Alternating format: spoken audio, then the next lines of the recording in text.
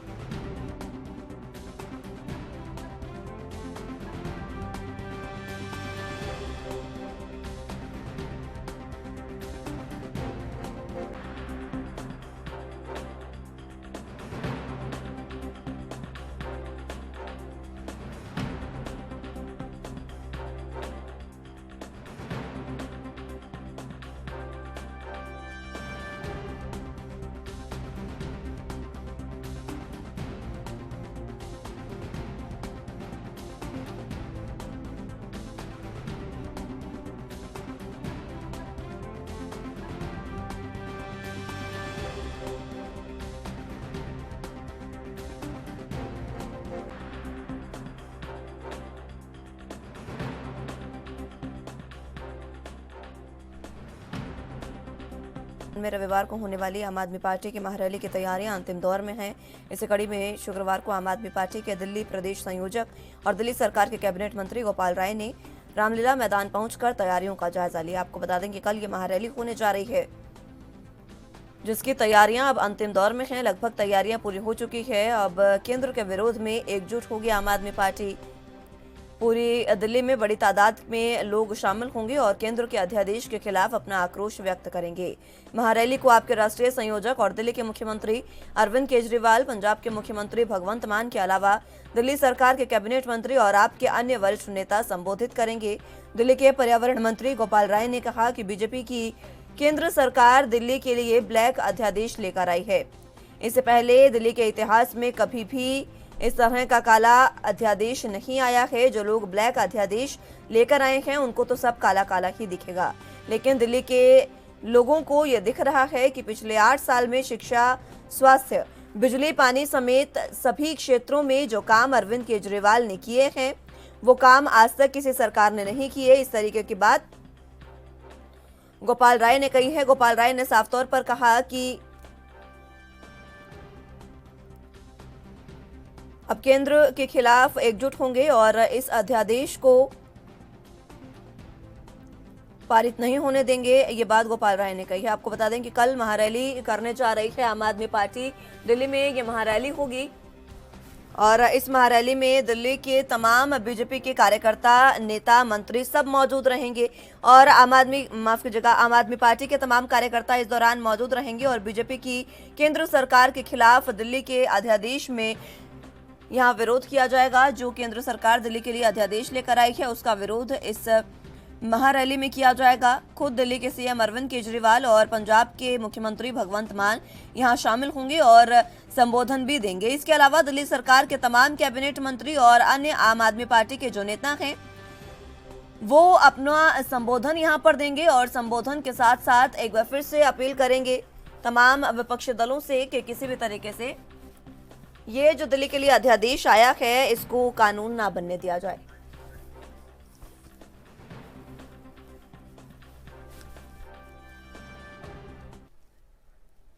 इस खबर पर ज्यादा जानकारी के लिए दिल्ली से संवाददाता राजीव तिवारी हमारे साथ मौजूद हैं। राजीव, जिस तरीके से कल महारैली होने जा रही है आम आदमी पार्टी की, और इस महारैली में तमाम आम आदमी पार्टी के कार्यकर्ता मौजूद रहेंगे और संबोधन में अपना देंगे, क्या कुछ अहम जानकारी? क्योंकि जो आम आदमी पार्टी की तरफ से कल महारैली की जाएगी, सुबह 10 बजे से शुरुआत की जाएगी और ये महारैली जो है वो केंद्र सरकार के नए अध्यादेश को लेकर है, क्योंकि नए अध्यादेश को काला अध्यादेश बताया गया है। और कल जिस तरीके से महारैली की जा रही है आम आदमी पार्टी के द्वारा, तो उससे साफ जाहिर है कहीं ना कहीं केंद्र सरकार के द्वारा जो नया अध्यादेश लाया गया है उसको कानून बनने से रोकने की कोशिश की जा रही है। यहाँ पर जिस तरीके से लगातार कहीं ना कहीं आम आदमी पार्टी का दिल्ली सरकार के द्वारा जो कार्य किए जा रहे हैं उनको रोकने के लिए यह अध्यादेश जो है केंद्र सरकार भाजपा लेके आई है। वहीं बात करें जिस तरीके से कल के कार्यक्रम की जो रैली के दौरान की जाएगा, उससे पहले भी कहीं ना कहीं क्योंकि आम आदमी पार्टी के जो तमाम जो कार्यकर्ता है या नेता है डोर टू डोर घर घर जाकर लोगों को जागरूक करने की कोशिश कर रहे थे कि लगातार ये बताया जा रहा था कि जो केंद्र सरकार नए अध्यादेश लेके आई है उसके खिलाफ जो है वो आप लोगों को आवाज उठानी है। और जो दिल्ली सरकार प्रयास कर रही है तो जनता को सुविधाएं देने के लिए, बिजली की बात करें, पानी की बात करें और सुविधाओं की बात करें, अस्पतालों की बात करें, शिक्षा की बात करें,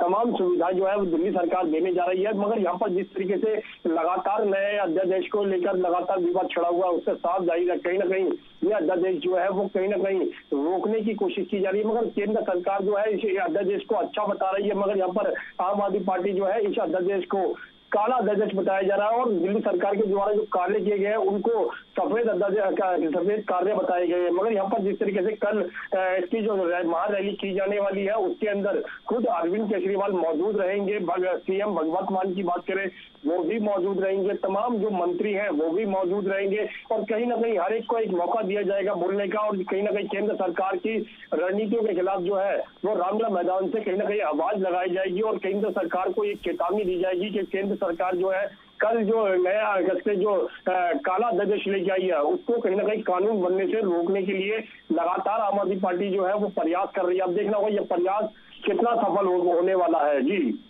जिस तरीके से महारैली यहाँ पर की जा रही है, इससे पहले अरविंद केजरीवाल जो हैं वो तमाम विपक्षी दलों से मिल चुके हैं, उनसे समर्थन मांग चुके हैं। कई विपक्षी दलों ने समर्थन दिया है, कई ने इनकार भी कर दिया है। लेकिन ये जो महारैली है इसमें किस तरीके का संदेश विपक्षी दलों के लिए भी होगा? देखिए, यहाँ पर बात करें विपक्षी दलों की तो अरविंद केजरीवाल नए अध्यादेश को लेकर लगातार विपक्षी दलों से यानी कि तमाम पार्टियों से मिलने की बैठक भी की गई, यहाँ तक की कोशिश भी की गई कि सभी एकजुट होकर कहीं ना कहीं केंद्र सरकार की नए अध्यादेश के खिलाफ जो है वो आवाज उठाई जाए। मगर हाँ, कुछ पार्टियों ने जरूर समर्थन नहीं दिया। कांग्रेस की बात करें उन्होंने समर्थन नहीं दिया, मगर शरद सकते और पार्टियों की जेडीयू की बात करें या फिर ममता बनर्जी की बात करें उन्होंने जरूर समर्थन दिया। मगर कल देखना होगा क्या ममता बनर्जी या फिर चाहे जेडीयू के जो अध्यक्ष है वो भी इसमें शामिल हो पाएंगे या नहीं हो पाएंगे। मगर एक चीज स्पष्ट है, कल आम आदमी पार्टी के तमाम जो लोग हैं वो दिल्ली के रामलीला मैदान के अंदर जरूर एकजुट होते हुए नजर आएंगे और कहीं ना कहीं दिल्ली से नहीं दिल्ली के बाहर से भी लोग जो है इस महारैली के अंदर शामिल होंगे। मगर यहाँ पर इस महारैली से कहीं ना कहीं केंद्र सरकार को एक मैसेज देने की कोशिश की जा रही है कि केंद्र सरकार जो नया अध्यादेश लेके आई है जिसको काला अध्यादेश बताया जा रहा है उसके खिलाफ जो है आम आदमी पार्टी जो है वो लगातार खड़ी होकर आवाज उठाती रहेगी और दिल्ली के जनता के लिए जो सुविधाएं दिल्ली सरकार पहुंचा रही है उसको रोकने की अगर कोई भी कोशिश करेगा उसके खिलाफ जो है वो इसी तरीके से आवाज उठाई जाएगी। मगर देखना होगा कि आम आदमी पार्टी के द्वारा जो महारैली की जा रही है उसको लेकर कितनी कोशिशें की जाएंगी। और कल जिस तरीके से कैबिनेट मंत्री की बात करें गोपाल राय की, उन्होंने भी रामलीला मैदान का जायजा लिया क्या किस तरीके से सारी सुविधाएं होनी चाहिए, पानी की सुविधाएं की बात करें, बैठने की सुविधाओं की बात करें, तमाम कितने लोग आ पाएंगे इसके अंदर तमाम जानकारी जो है वो कल जुटाई गई। और उसके बाद में मीडिया से भी बात करते हुए उन्होंने ये कहा कि केंद्र सरकार की जो नया अध्यादेश है जो काला अध्यादेश बताया गया है उसके खिलाफ आम आदमी पार्टी जो है वो लगातार एकजुट हो चुकी है और कहीं ना कहीं इसे अध्यादेश को रोकने के साथ साथ कहीं ना कहीं विपक्ष जो है जो अपने आप को एकजुट होने की कोशिश कर रहा है वो कहीं ना कहीं 2024 के लिए कहीं ना कहीं भाजपा यानी केंद्र सरकार के खिलाफ आवाज उठाने की कोशिश की जा रही है। मगर देखना होगा कि 2024 के लिए क्या विपक्ष जो है वो एकजुट हो पाएगा और केंद्र सरकार के खिलाफ कितनी आवाज जो है वो बुलंद कर पाएगा। जी ठीक है राजीव, बहुत शुक्रिया आपका हमारे साथ जुड़ने के लिए और तमाम अहम जानकारी हम तक पहुंचाने के लिए।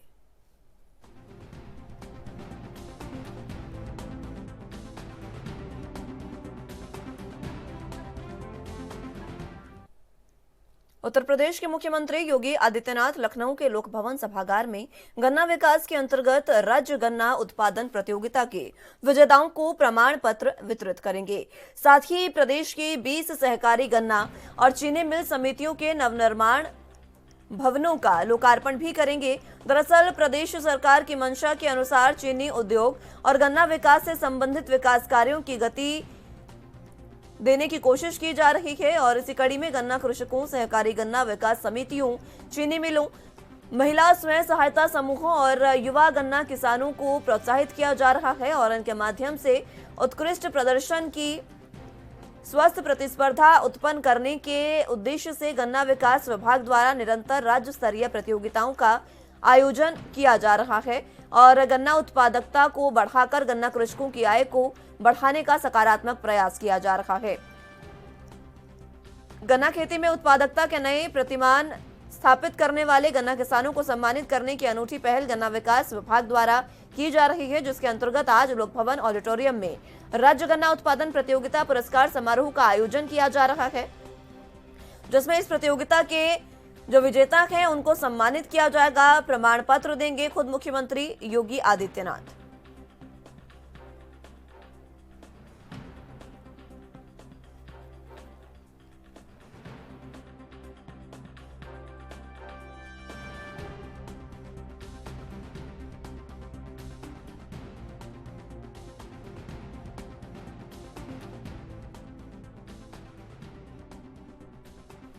तो आपको बता दें कि उत्तर प्रदेश के मुख्यमंत्री योगी आदित्यनाथ लखनऊ के लोक भवन सभागार में गन्ना विकास के अंतर्गत राज्य गन्ना उत्पादन प्रतियोगिता के विजेताओं को प्रमाण पत्र वितरित करेंगे। साथ ही प्रदेश के 20 सहकारी गन्ना और चीनी मिल समितियों के नवनिर्मित भवनों का भी लोकार्पण करेंगे। दरअसल प्रदेश सरकार की मंशा के अनुसार चीनी उद्योग और गन्ना विकास से संबंधित विकास कार्यों को गति देने की कोशिश की जा रही है। इसी कड़ी में गन्ना कृषकों, सहकारी गन्ना विकास समितियों, चीनी मिलों, महिला स्वयं सहायता समूहों और युवा गन्ना किसानों को प्रोत्साहित किया जा रहा है। इनके माध्यम से उत्कृष्ट प्रदर्शन की स्वस्थ प्रतिस्पर्धा उत्पन्न करने के उद्देश्य से गन्ना विकास विभाग द्वारा निरंतर राज्य स्तरीय प्रतियोगिता का आयोजन किया जा रहा है, ताकि जो किसान हैं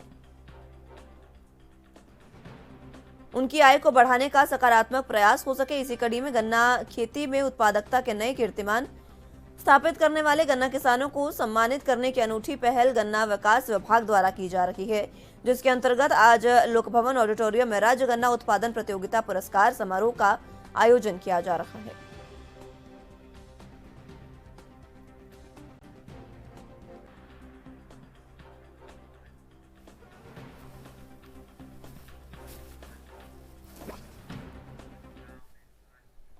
इस खबर पर ज्यादा जानकारी के लिए लखनऊ से संवाददाता जितेंद्र चौहान हमारे साथ मौजूद हैं।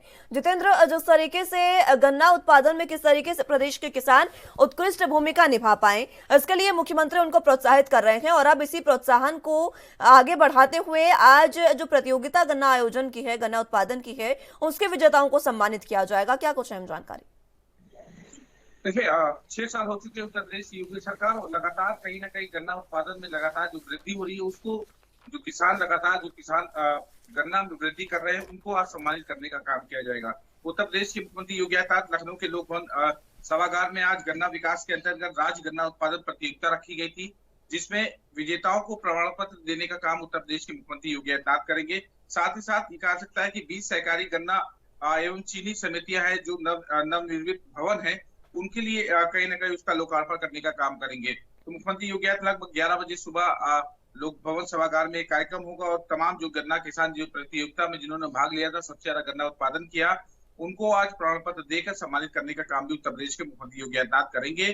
साथ ही साथ प्रदेश सरकार की मंशा के अनुरूप कहा सकता है कि चीनी उद्योग एवं गन्ना विकास संबंधित जो विकास कार्य है उनको गति प्रदान करने वाले गन्ना कृषकों, सहकारी गन्ना विकास समितियां व चीनी मिलों सहित महिला जो स्वयं सहायता समूह वाले हैं, महिलाएं हैं, उनको कहीं ना कहीं उनको सीएम योगी आदित्यनाथ सम्मानित करने का काम करेंगे। युवा गन्ना किसान को प्रोत्साहित कर माध्यम से उत्कृष्ट प्रदर्शन करने वाले, स्वस्थ प्रतिस्पर्धा उत्पन्न करने वाले प्रदेश में जो गन्ना किसान हैं उनको कहीं ना कहीं आज मुख्यमंत्री योगी आदित्यनाथ आज सम्मानित करने का काम करेंगे। साथ ही साथ ये कहा जा सकता है कि सकारात्मक प्रयास किया है कृषकों ने, और इसी सकारात्मक परिणाम है जो विजेता है उनको आज मुख्यमंत्री योगी आदित्यनाथ सम्मानित करने का काम करेंगे। बात की जाए तो आज लखनऊ के जो लोक भवन ऑडिटोरियम है उसमें आज उनको सम्मानित करने का काम किया जाएगा, और लगभग 3 योजनाओं की प्रतियोगिता को मुख्यमंत्री योगी आदित्यनाथ के कल कमलों द्वारा आज का काम किया जाएगा। साथ ही राज्य गन्ना प्रतियोगिता, राष्ट्रीय कृषि विकास योजना और उत्कृष्ट कार्य करने वाली योजना के अंतर्गत गन्ना उत्पादन के क्षेत्र में सराहनीय कार्य करने वाले जो विजेता है उनको आज मुख्यमंत्री योगी आदित्यनाथ सम्मान करने का काम करेंगे। साथ ही साथ विकास गन्ना आयुक्त समेत जो IAS है वो कहीं ना कहीं उस रेड्डी वो भी मौजूद रहेंगे, मुख्यमंत्री योगी आदित्यनाथ और मंत्री भी कहीं ना कहीं मौजूद रह सकते हैं। आम किसानों को जब सम्मानित मुख्यमंत्री योगी आदित्यनाथ करेंगे तो इससे कहीं ना कहीं प्रोत्साहन उनका बहुत ज्यादा बढ़ रहा है, और गन्ना किसानों का प्रोत्साहन मुख्यमंत्री ने किस तरीके से बढ़ाया है वो हम इस बात का अंदाजा लगा सकते हैं कि कैसे जब से उत्तर प्रदेश में योगी सरकार आई है गन्ना उत्पादन काफी ज्यादा बढ़ा है। आगे क्या कुछ रणनीति है योगी सरकार की, क्योंकि गन्ना उत्पादन जितना हुआ है उससे और ज्यादा बढ़ाना भी है। देखिए, मुख्यमंत्री लगातार इससे पहले भी कई अपने संबोधन में कह चुके थे कि पहले सरकारों में गन्ना जो मिले थी, चीनी मिले थी, वो लगातार बंद होती जा रही थी, कर्जों में डूब गई थी, किसानों का जो गन्ना किसान थे उनका पैसा नहीं मिलता था, हालांकि महीना लग जाता था उनको पर्चियां मिलने में। और तो जाहिर सी बात है कि सरकार आने के बाद, या कह सकते हैं कि उत्तर प्रदेश की योगी सरकार आने के बाद अब SMS के माध्यम से पर्चियां जाती है, और ये कह सकता है कि गन्ना किसानों को 1 हफ्ते के अंदर उनके जो गन्ना है उसका मूल्य मिल जाता है। साथ ही साथ चीनी मिलों पे किसी प्रकार का बकाया नहीं है। तो ये कुल मिला के कहा जा सकता है कि लगातार उत्तर प्रदेश के मुख्यमंत्री योगी आदित्यनाथ का प्रयास है, उनकी सरकार का प्रयास है जिसको लेकर एक बड़ा कह सकते हैं कि उत्पादन उत्तर प्रदेश गन्ना का कर रहा है। लगभग 135 विजेता है जिनको आज मुख्यमंत्री योगी आदित्यनाथ सम्मानित करने का काम करेंगे, और ये कहा जाता है कि चीनी मिल और सहकारी समितियों को जो नवनिर्मित भवन है उसको भी कहीं ना कहीं आज उसका भी लोकार्पण करने का काम मुख्यमंत्री योगी आदित्यनाथ करेंगे। ठीक है जितेंद्र, बहुत शुक्रिया आपका हमारे साथ जुड़ने के लिए और तमाम अहम जानकारी हम तक पहुंचाने के लिए।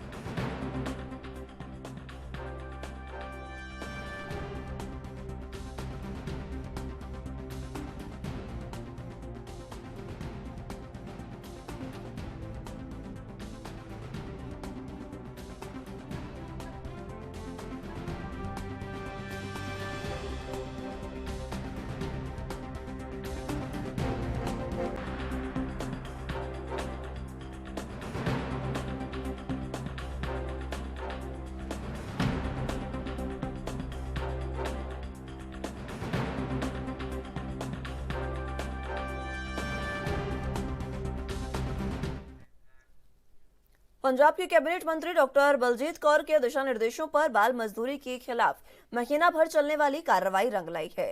साथ ही बचपन बचाओ आंदोलन के सहयोग से की गई छापेमारी के नतीजे के तौर पर अलग अलग क्षेत्रों से 19 बच्चों को बचाया गया है। इस बारे में जानकारी देते हुए खुद डॉक्टर बलजीत कौर ने बताया कि बचाए गए 19 बच्चों में से 9 की उम्र 14 साल से कम थी, जबकि बाकी 9 किशोर थे। उनके दस्तावेजों की पूरी तरह तस्दीक करने के बाद उनकी तंदुरुस्ती को यकीनी बनाने के लिए कानूनी कार्रवाई और पुनर्वास के उपाय शुरू किए जाएंगे। मंत्री ने आगे ये बताया कि ऑपरेशन के दौरान मोटर रिपेयर की दुकान में बचाए गए 14 वर्षीय बच्चे के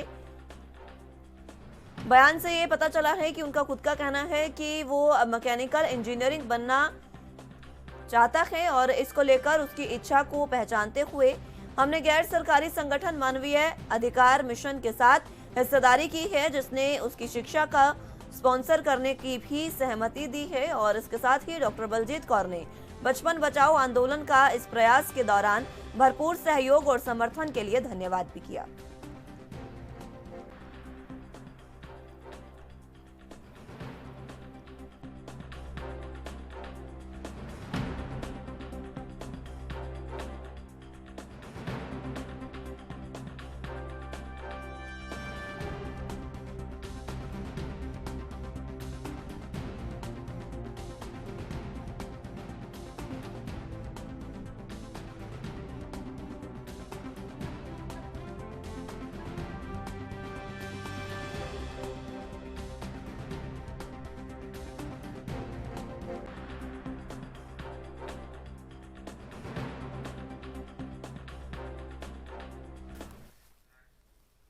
इस खबर पर ज्यादा जानकारी के लिए चंडीगढ़ से संवाददाता अमित सेठी हमारे साथ मौजूद हैं। अमित, जिस तरीके से डॉक्टर बलजीत कौर ने तमाम जानकारी दी है, उन्होंने बताया है कि कम से कम कई बच्चों को 19 बच्चों को बचाया गया है जो बाल मजदूरी कर रहे थे। क्या कुछ अहम जानकारी? बिल्कुल, मैं आपको बताना चाहूंगा कि आम आदमी पार्टी द्वारा जो है समय समय पे अच्छा काम जिस तरह से पिछले लंबे अरसे से किया जा रहा है, उसी के तहत जो है बाल मजदूरी एक बड़ी समस्या जो थी पिछले लंबे अरसे से देखने को मिल रही थी, जिसके चलते जो है कल 19 बच्चों को जो है रेस्क्यू किया गया है। इसमें जो है करीब 9 बच्चे जो हैं 14 साल से कम उम्र के बताए जा रहे हैं और सभी जो है पटियाला के एरिया से जो है रेस्क्यू किए गए हैं। ज्यादातर जो बच्चे हैं वो स्कूटर की जो शॉप है वहां पर जो है मिस्त्री का जो है काम कर रहे थे पिछले लंबे। तो आम आदमी पार्टी ने जो है बड़ा एक कदम जो है कल उठाया और आपको बताना चाहूंगा कि डॉक्टर बलजीत कौर ने बताया कि जो बच्चों को जिनको रेस्क्यू किया गया उनको जो है उनमें से कई बच्चे जो है आगे पढ़ना चाहते हैं, तो उनको जो है सामाजिक संस्थाओं द्वारा जो है अब आगे जो है अडॉप्ट किया जाएगा और बच्चों को जो अब आगे जो है पढ़ाया जाएगा। 19 बच्चों को बचाया गया है बाल मजदूरी के खिलाफ। और जिस तरीके से छापेमारी यहाँ पर की जा रही है, पटियाला में भी छापेमारी की गई, इसके बाद और क्या कुछ टारगेट अभी रखा गया है सरकार के द्वारा?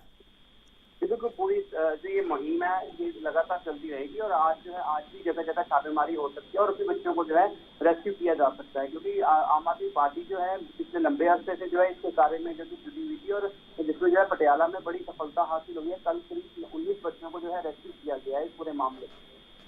कहाँ से इन बच्चों को रेस्क्यू किया गया है?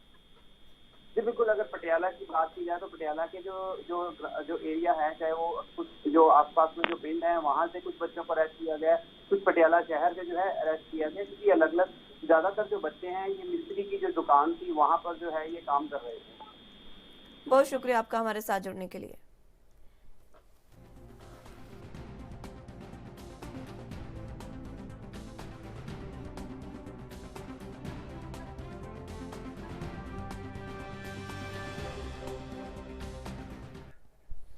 पंजाब सरकार आपके द्वार कार्यक्रम के तहत मुख्यमंत्री भगवंत मान ने ऐलान किया था कि अब कैबिनेट की मीटिंग हर जिले में होगी। इसी कड़ी में आज कैबिनेट की मीटिंग होने जा रही है और ये मीटिंग जिला मानसा में आयोजित होगी। इस मीटिंग में कई अहम फैसले लिए जा सकते हैं। इस कैबिनेट मीटिंग में विशेष सेशन के बारे में भी चर्चा संभव है। साथ ही केंद्र के खिलाफ पंजाब के फंड को रोकना भी एक अहम चर्चा का विषय हो सकता है। इस कैबिनेट मीटिंग में केंद्र सरकार द्वारा रोके गए पंजाब के फंड, चाहे वो आरडीएफ या फिर एनएचएम का फंड हो, उसे केंद्र सरकार से लेने के लिए भी चर्चा हो सकती है। अगर केंद्र सरकार पंजाब के फंड दोबारा जारी नहीं करती तो कैबिनेट मीटिंग में केंद्र सरकार के खिलाफ निंदा प्रस्ताव लाने के बारे में भी चर्चा हो सकती है। इसके अलावा पंजाब के कई अहम योजनाओं के बारे में भी इस कैबिनेट मीटिंग में फैसला लिया जा सकता है।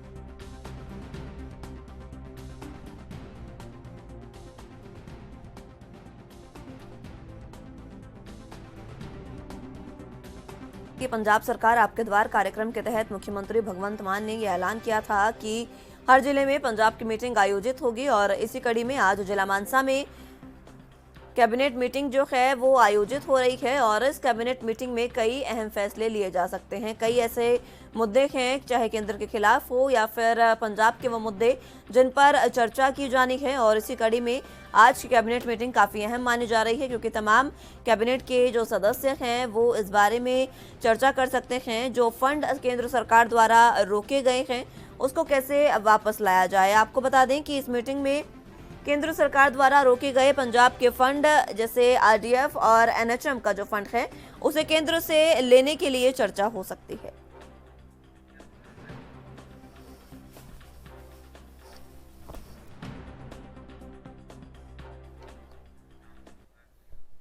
इस खबर पर ज्यादा जानकारी के लिए संवाददाता विजय वोहरा हमारे साथ मौजूद हैं। विजय, जिस तरीके से कैबिनेट की मीटिंग आज मानसा में आयोजित हो रही है, किस तरीके से अहम ये मीटिंग मानी जा रही है, क्योंकि कई विषयों पर चर्चा हो सकती है?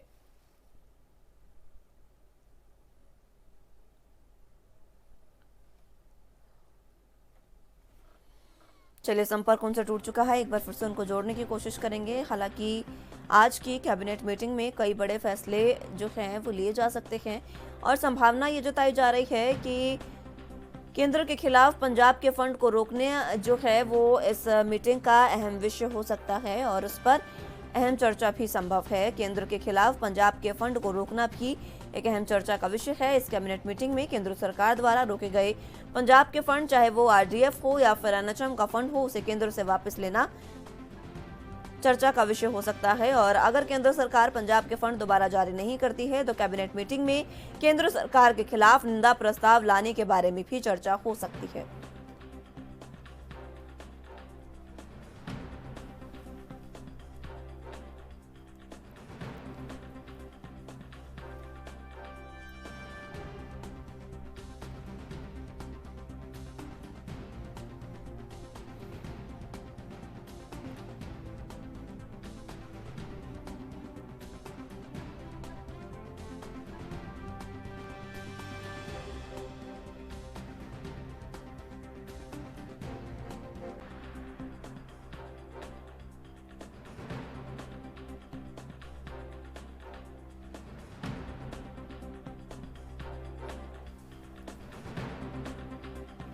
तो आपको बता दें कि पंजाब सरकार आपके द्वार कार्यक्रम के तहत मुख्यमंत्री भगवंत मान ने ऐलान किया था कि अब कैबिनेट की मीटिंग हर जिले में होगी और इसी कड़ी में आज कैबिनेट की मीटिंग जिला मानसा में आयोजित होगी।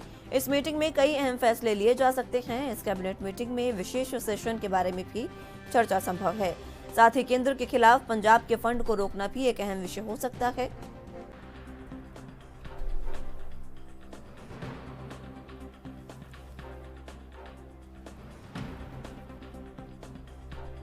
इस कैबिनेट मीटिंग में केंद्र सरकार द्वारा रोके गए पंजाब के फंड, चाहे वो आरडीएफ हो या फिर एनएचएम का फंड हो, उसे केंद्र सरकार से लेने के लिए चर्चा हो सकती है।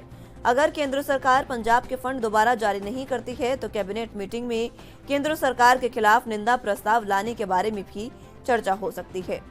इसके अलावा पंजाब के कई अहम योजनाओं के बारे में भी इस कैबिनेट मीटिंग में फैसला लिया जा सकता है।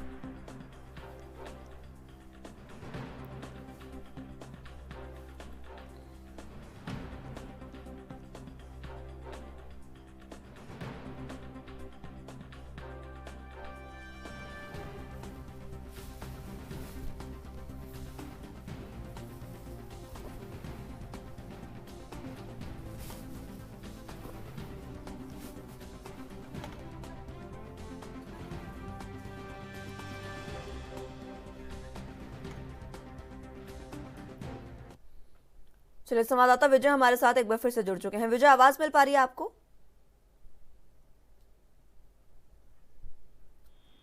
विजय, आवाज मिल पा रही है आपको?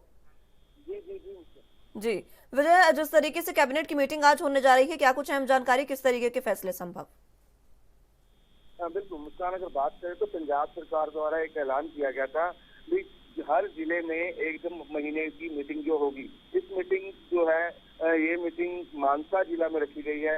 ये इस मीटिंग में, कैबिनेट की मीटिंग में एक अहम खास बात होने जा रही है मुस्कान, आपको बता दें, क्योंकि खास तो ये है इस मीटिंग में कई अहम फैसले जो है पंजाब की कैबिनेट में लिए जा सकते हैं, क्योंकि केंद्र द्वारा जो पंजाब के फंड को रोका गया हो, चाहे एनएचएम का फंड हो, चाहे आरडीएफ का फंड हो, जीएसटी का फंड हो, इस फंड को कैसे दोबारा पंजाब की झोली में डाला जाए, कैसे केंद्र सरकार से लिया जाए, इस मीटिंग में अहम फैसले जो है कई लिए जा सकते हैं। मुस्कान, आपको खास तौर पर बात बता दें, क्योंकि इस मीटिंग में केंद्र सरकार के खिलाफ निंदा प्रस्ताव भी पेश किया जा सकता है।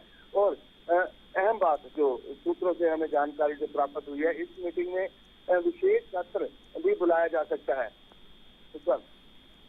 कई ऐसे मुद्दे हैं जिन पर चर्चा हो सकती है आरडीएफ और एनएचएम के फंड के अलावा, और किन मुद्दों पर चर्चा हो सकती है, क्योंकि पंजाब के कई मुद्दे हैं जिसको लेकर मुख्यमंत्री यहां पर बातचीत कर सकते हैं। पंजाब के कई ऐसे मुद्दे हैं जिनको लेकर ये आज मीटिंग हो सकती है, चाहे एनआई के ऊपर हो, चाहे एक कनाडा में फंसे भारतीय जो नौजवान हैं, जो इस गलत एजेंट के चक्कर में वहाँ पे उनका भविष्य जो है खतरे में पड़ा हुआ है, इसको लेकर भी चर्चा की जा सकती है। और पंजाब के माहौल को लेकर चर्चा की जा सकती है। और सबसे बड़ी बात एक और बता दें मुस्कान, पंजाब की आम आदमी पार्टी की सरकार जो है दिल्ली में भी है और पंजाब में भी है, और कहीं ना कहीं आम आदमी पार्टी को जो है राष्ट्रीय दर्जा मिल चुका है। और इसको लेकर जो पूरे भारतवर्ष में विपक्ष को इकट्ठा किया जा रहा है, कहीं ना कहीं इसमें भी ड्यूटियां लगाई जा सकती है, क्योंकि लगातार मुख्यमंत्री भगवंत सिंह मान जो है वो अलग अलग अलग राज्यों में दौरे कर रहे हैं आम आदमी पार्टी को मजबूत करने के लिए। ये भी एक चर्चा हो सकती है कैबिनेट में कि भगवंत सिंह मान की अनुपस्थिति में कौन जो है सरकार का काम जो है आगे बढ़ाएगा। ठीक है विजय, बहुत शुक्रिया आपका हमारे साथ जुड़ने के लिए और तमाम अहम जानकारी हम तक पहुंचाने के लिए।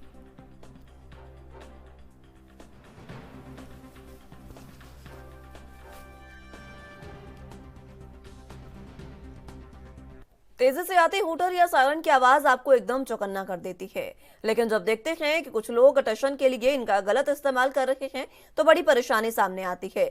शहर की सड़कों पर दौड़ते वाहनों में लगे प्रेशर हॉर्न, हूटर और सायरन लोगों के लिए परेशानी का सबब बन गए हैं। इसी को लेकर सिटी मजिस्ट्रेट ऋचा सिंह ने बताया है कि प्रेशर हॉर्न पूरी तरह से प्रतिबंध है। नियमों का उल्लंघन करने पर 1 लाख रुपए के जुर्माने के साथ विधिक कार्रवाई की जाएगी। इसके साथ ही गाड़ी को सीज करने की कार्रवाई की जाएगी।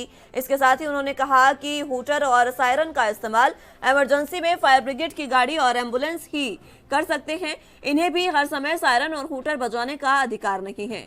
एम्बुलेंस में मरीज होने पर ही सायरन और हूटर बजाया जा सकता है। इसके अलावा आग की सूचना पर जाते समय ही फायर ब्रिगेड की गाड़ी सायरन और हूटर बजा सकती है।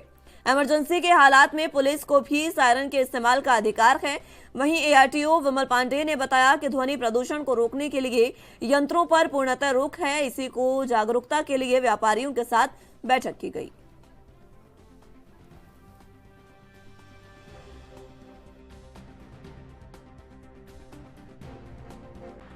इस प्रकार से आप लोग आपके द्वारा और सिटी मिनिस्ट्री द्वारा ट्रांसपोर्ट नगर में एक बैठक ली गई व्यापारियों के साथ, क्या था पूरा मामला, इसको लेकर आप लोग बैठक ली?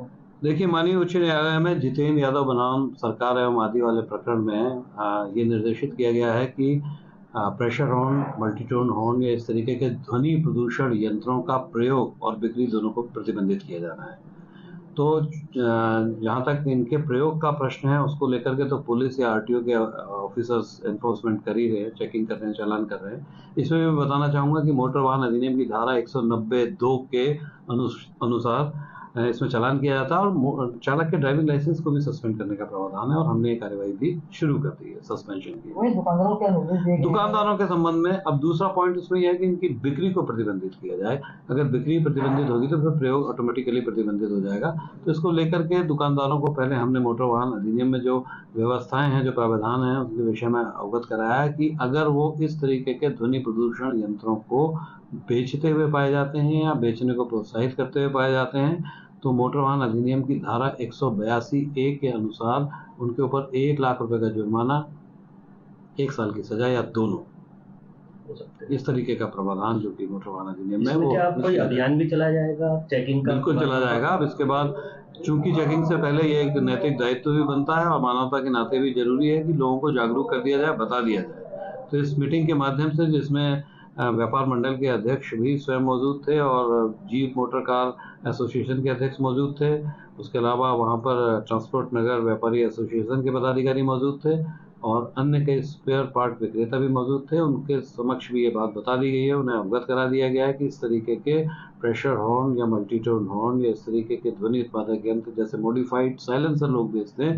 इन सबको वो तत्काल प्रभाव से बिक्री बंद कर दें और तत्काल प्रभाव से यदि उनके पास रखे हुए हैं, उनके प्रतिष्ठान में अगर ऐसे यंत्र रखे हैं तो उन्हें हटा भी दें।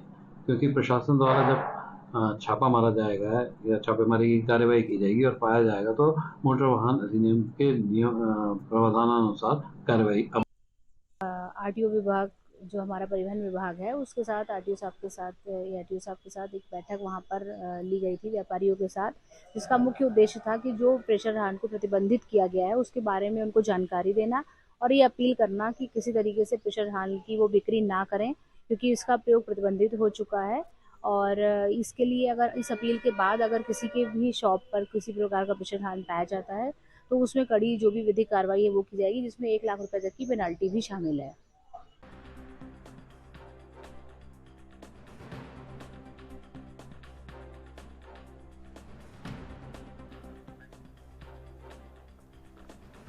इस खबर पर ज्यादा जानकारी के लिए संवाददाता अमित चौधरी हमारे साथ मौजूद हैं। अमित, जिस तरीके से हूटर और सायरन की आवाज जो है उसको लेकर अब सिटी मजिस्ट्रेट ने चौकन्ना कर दिया है कि अब अगर इस तरीके की हूटर और सायरन का इस्तेमाल बिना किसी मजबूरी के किया गया तो फिर विधिक कार्रवाई की जाएगी। देखिए मुस्कान, बिल्कुल हूटर की बात करें और सायरन की बात करें, जिस तरीके से जो रोडों में जिस तरीके से यहाँ पर अनावश्यक रूप से जो लोग बजाते हुए दिखाई देते हैं उसकी दिक्कतें काफी होती हैं। और इसी को लेकर भी ये एक अपराध की श्रेणी में भी आता है कि बिना वजह आप हूटर नहीं बजा सकते हैं। और यहाँ तक कि अगर जो एम्बुलेंस की गाड़ी है उसमें मरीज है तब आप एम्बुलेंस की गाड़ी उसमें हूटर बजा सकती है, अन्यथा वो भी नहीं बजा सकते। तो लेकिन ट्रैफिक से बचने के लिए लगातार हूटर और हॉर्न बजा करके सही से निकलने के लिए इस तरह के कार्य किया जाता है। उससे कहीं ना कहीं अब जो यहाँ पर प्रशासन है वो बेहतर सकता नजर आ रहा है। ART की बात की जाए, समस्या की बात की जाए, उनकी तरफ से साफ तौर से कहा गया कि ऐसे वाहनों की लगातार चेकिंग की जाएगी और अगर हूटर और सायरन बजाते हुए कोई रोड में यहाँ पर पाया गया और अनावश्यक रूप से हूटर और बजा रहा है तो उस पर यहाँ पर कार्रवाई की जाएगी और उस पर यहाँ पर जुर्माना भी लगाया जा सकता है और उसको यहाँ पर कैद भी हो सकती है। पूरी तरीके से अब प्रशासन ने इस कदम उठाया है कहीं ना कहीं, क्योंकि जो ध्वनि प्रदूषण है और इससे बढ़ती जो रोग है उनकी अधिकता ज्यादा होती जा रही है और इसी कारण ध्वनि प्रदूषण रोकने के लिए सारे काम किए जा रहे हैं। और वही जो अपराध की श्रेणियों की जो हूटर बजाना अनावश्यक रूप से तो उस पर कहीं ना कहीं अब कार्रवाई यहाँ पर प्रशासन करता नजर आएगा और लगातार इसको लेकर चेकिंग अभियान भी अब चलाने जा रहा है। यहाँ पर आर्थिक विभाग और जो इससे भी दस्ते चेकिंग की जाएगी और पूरी तरीके से ऐसे लोगों को पकड़ा जाएगा जो हूटर बजाते हैं, सायरन बजाते हैं अनावश्यक रूप से और लोगों को कहीं ना कहीं परेशानी का सबब यहाँ पर दिखाई देता है। अमित, जिस तरीके से विधिक कार्रवाई की जाएगी इसके साथ जुर्माने की भी बात कही गई है, कितना जुर्माना और किस तरीके की कार्रवाई जो है वो अमल में लाई जाएगी? देखिए, क्योंकि यहाँ पर बात की जाए तो यहाँ पर जो सायरन और हूटर बजाने का जिन लोगों का अधिकार नहीं है उसके द्वारा भी यहाँ पर हूटर बजाया जाता है। और इसमें अगर बात की जाए तो प्रेशर हॉर्न की तो पूरी तरह प्रतिबंधित, अगर इनको यहाँ पर इन नियमों का उल्लंघन करते हुए यहाँ पर लोग पाए जाते हैं तो उनको 1 लाख रुपए तक के जुर्माने के साथ साथ यहाँ पर उन पर कार्रवाई की जा सकती है, जुर्माना लगाया जा सकता है। कभी 1 लाख रुपए का जुर्माना उन पे लगाया जा सकता है जो लोग इस तरीके से हूटर में पाए जाते हैं। तो पूरी तरीके से प्रशासन अभी इस ओर कार्य कर रहा है और हूटर और जो सायरन बजाने वालों की जो लगातार जो संख्या बढ़ती जा रही है उसको भी कहीं ना कहीं रोकने की कोशिश की जा रही है। ठीक है अमित, बहुत शुक्रिया आपका हमारे साथ जुड़ने के लिए और तमाम अहम जानकारी हम तक पहुंचाने के लिए।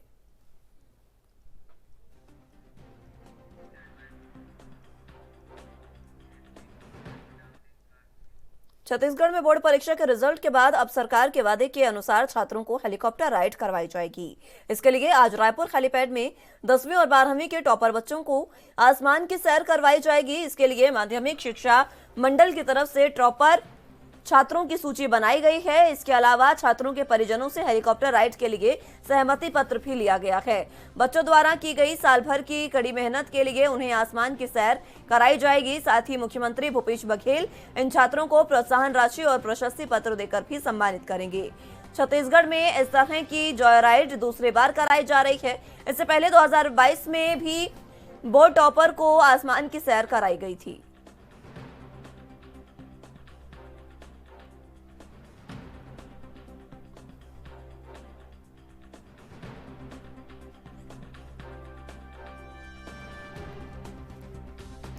तो आपको बता दें कि मुख्यमंत्री भूपेश बघेल मेधावी छात्रों को आसमान की सैर आज कराते नजर आएंगे।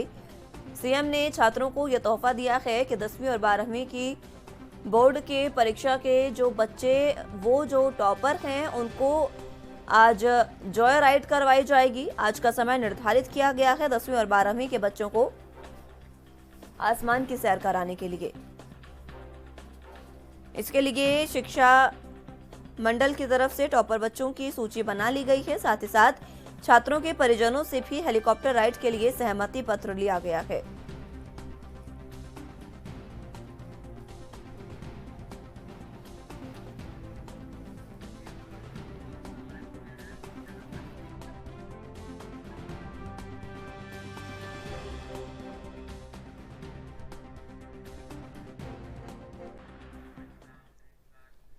इस खबर पर ज्यादा जानकारी के लिए रायपुर से संवाददाता टिकेश वर्मा हमारे साथ मौजूद हैं। टिकेश, आज बच्चों को आसमान की सैर करवाएंगे मुख्यमंत्री भूपेश बघेल, बच्चे भी आपके साथ मौजूद हैं, किस तरीके का उत्साह बच्चों में देखने को मिल रहा है? देखिए, लगातार मुख्यमंत्री भूपेश बघेल के पहल के बाद ये दूसरी दफा है जब बच्चों को हेलीकॉप्टर ड्राई राइड कराया जा रहा है। और मुख्यमंत्री भूपेश बघेल लगातार पिछले साल भी ये ऐलान किया था, जिसके बाद ये पहल है वो छत्तीसगढ़ में शुरू हो गया है। बता दें कि मुख्यमंत्री भूपेश बघेल पिछले दफे करीबन 125 बच्चे हेलीकॉप्टर ड्राई राइड किए थे। इस बार 88 बच्चे हो जो हेलीकॉप्टर ड्राई राइड किया है और इससे बच्चों में काफी उत्साह है। और निश्चित तौर पर इस तरीके से अभिनव पहल है।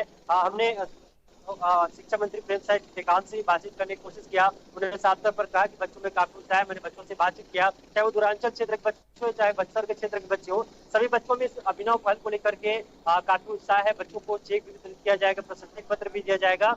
जब शिक्षा मंत्री प्रेम साय टेकाम बच्चों के साथ हेलीकॉप्टर सैर पर थे, ड्राई राइड पर थे, तो उनका साफ तौर पर कहना है कि बच्चों में काफी उत्साह है। उनका भी एक सपना था कि बच्चों के साथ वो हेलीकॉप्टर ड्राई राइड की है और इस ड्राई राइड से काफी उत्साह है। कुछ बच्चे भी हैं, मुस्कान उनसे बातचीत करने की कोशिश करते हैं और बताते हैं कि उन बच्चों में किस तरह के उत्साह है। कुछ बच्चे हैं, कहाँ से पहुंचे और किस तरीके से आप देखते हैं इस पूरे हेलीकॉप्टर ड्राई राइड को, कैसा लगा आपको?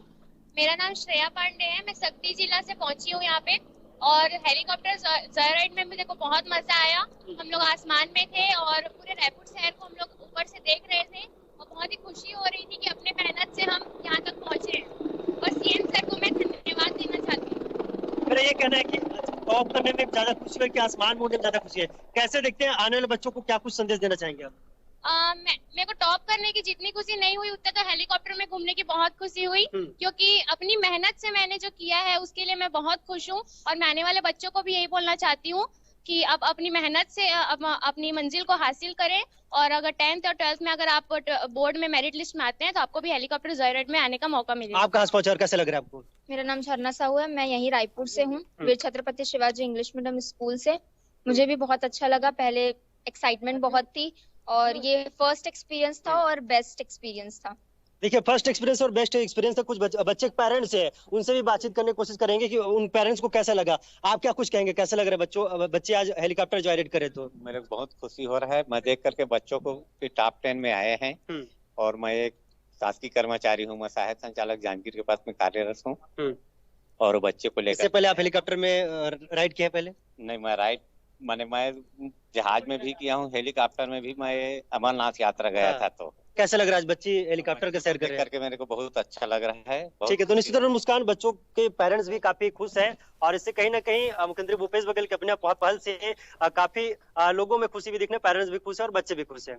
बिल्कुल टिकेश, ये कहना गलत नहीं होगा कि मुख्यमंत्री भूपेश बघेल ने जो ये पहल की है उसकी बदौलत बच्चे पढ़ाई में भी काफी इंटरेस्टेड हो गए हैं। बहरहाल बहुत शुक्रिया आपका हमारे साथ जुड़ने के लिए और तमाम अहम जानकारी हम तक पहुंचाने के लिए।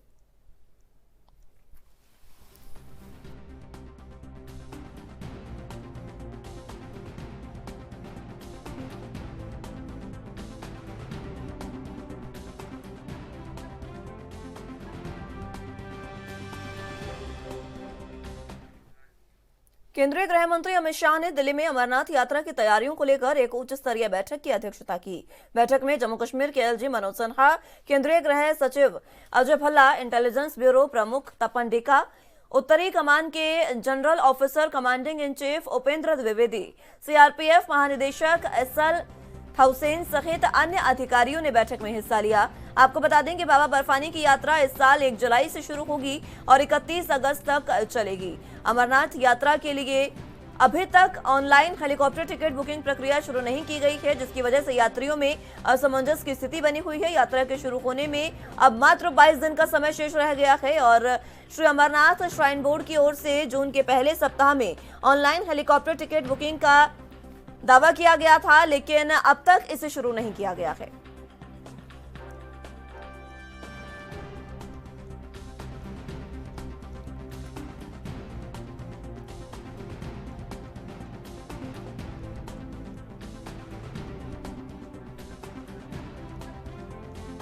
इस खबर पर ज्यादा जानकारी के लिए जम्मू कश्मीर से संवाददाता रविंद्र श्रीवास्तव हमारे साथ मौजूद हैं।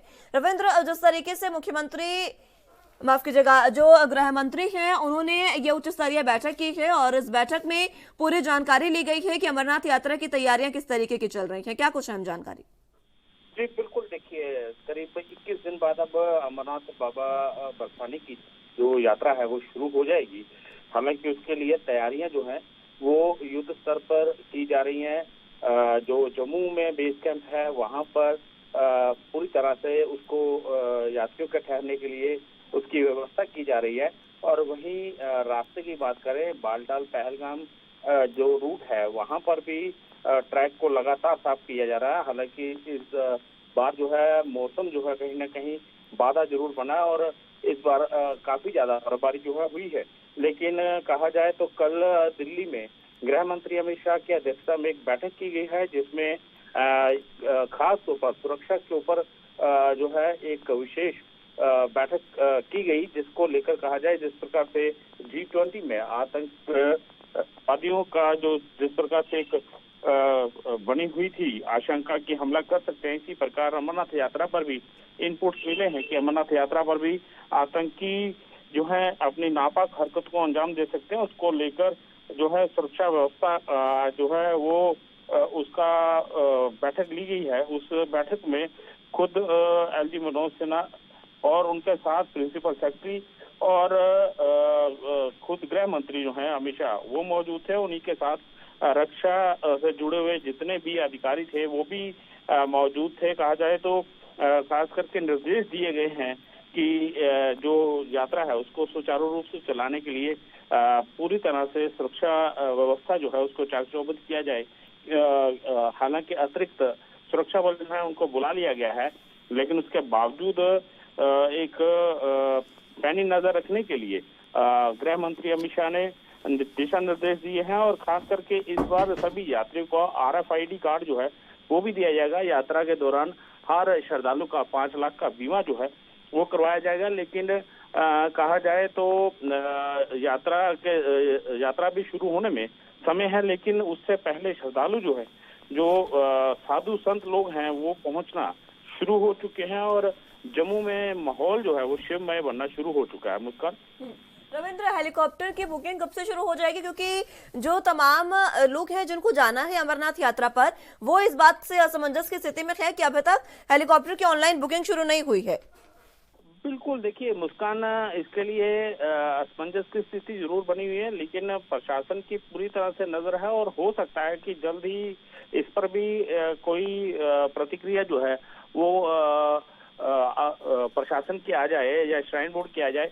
लेकिन फिलहाल अभी असमंजस की स्थिति जरूर बनी हुई है, क्योंकि जिन श्रद्धालुओं को हेलीकॉप्टर से बाबा बर्फानी के दर्शनों के लिए जाना है उसके लिए कहीं ना कहीं उनके लिए एक असमंजस की स्थिति जरूर जो है वो बनी हुई है। लेकिन जिस प्रकार से कल बैठक हुई है उसमें सभी मुद्दों पर बात की गई है।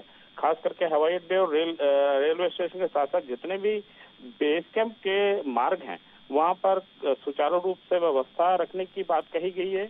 और खास तौर पर जिस प्रकार से बाबा बर्फानी के दर्शनों के लिए जब श्रद्धालु जाते हैं तो वहां पर ऑक्सीजन की कमी भी देखी जाती है और जिसकी वजह से कई श्रद्धालु जो है हार्ट अटैक की वजह से उनकी मृत्यु भी हो जाती है। और इसको देखते हुए ऑक्सीजन सिलेंडर की पर्याप्त मात्रा का निर्देश जो है वो गृह मंत्री ने दिया है और यात्रियों के स्वास्थ्य और ठहरने के लिए साथ में संचार व्यवस्था के साथ साथ स्वास्थ्य संबंधी जितने भी आवश्यक कदम हैं उनको उठाने के लिए अमित शाह ने जो है वो दिशा निर्देश दिए हैं। जी ठीक है रविंद्र, बहुत शुक्रिया आपका हमारे साथ जुड़ने के लिए और तमाम अहम जानकारी हम तक पहुंचाने के लिए।